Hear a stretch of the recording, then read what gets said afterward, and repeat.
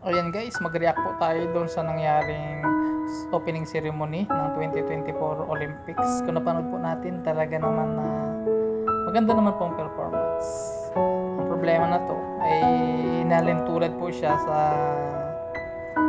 The Last Supper dahil nakita po natin doon sa gitna maraming may pagkain at yung mga dancer ay nagarila doon sa lamesa.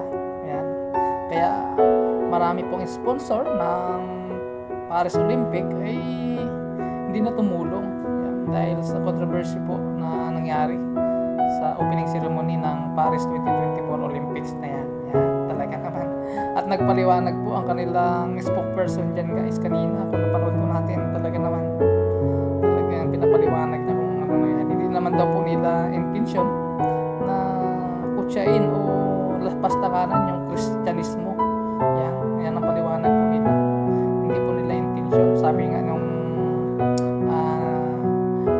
nag-guide sa performance namin guys kung napanood natin. Kaya dapat lang talaga na maging maingat po tayo sa lahat ng ating gagawin. Yan lang